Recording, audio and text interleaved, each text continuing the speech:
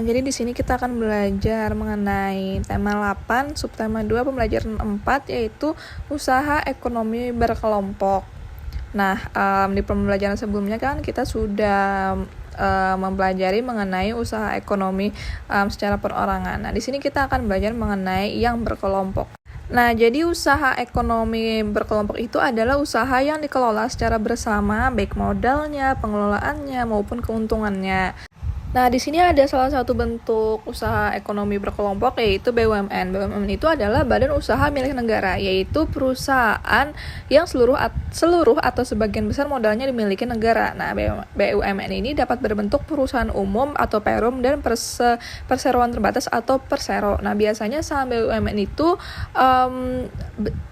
bagian paling besarnya, yaitu antara 51% itu dimiliki oleh negara, sisanya akan dibagi-bagi untuk ke pembeli saham. Nah, di sini ada foto Menteri BUMN saat ini, yaitu Erick Thohir. Nah, beliau inilah yang mengurus BUMN yang ada di Indonesia. Di sini ada juga dua contoh BUMN yang paling terkenal saat ini, yaitu PLN, perusahaan listrik negara, dan perusahaan telekomunikasi, yaitu Telkomsel.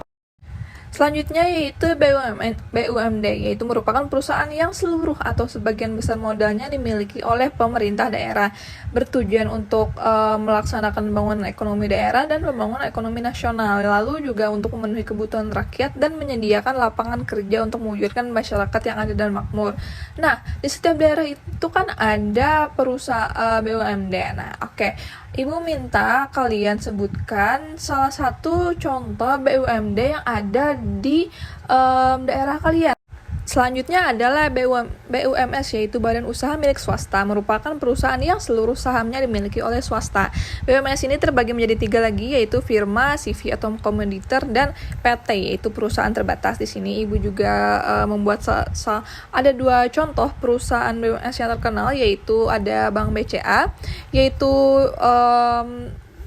merupakan bergerak di bidang kebankan. Ada beberapa layanannya yang paling terkenal, yaitu simpan dan juga pinjam. Lalu ada juga perusahaan Excel, yaitu perusahaan telekomunikasi, salah satu perusahaan telekomunikasi yang terbesar yang ada di Indonesia ini. Penggunanya sangat banyak, layanannya juga beragam.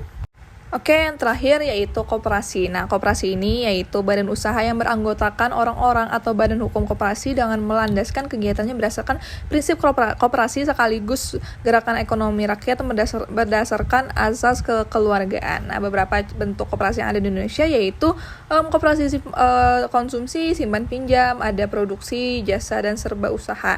Nah, di sini juga Ibu ada memuat foto Bapak Koperasi Indonesia, yaitu Bapak Dr. Andes Muhammad Hatta, dan juga di bawahnya adalah logo koperasi. Selesai sudah materi untuk muatan IPS yang ada di pembelajaran 4. Untuk materi berikutnya akan Ibu buatkan video yang terpisah. Terima kasih, semangat belajar!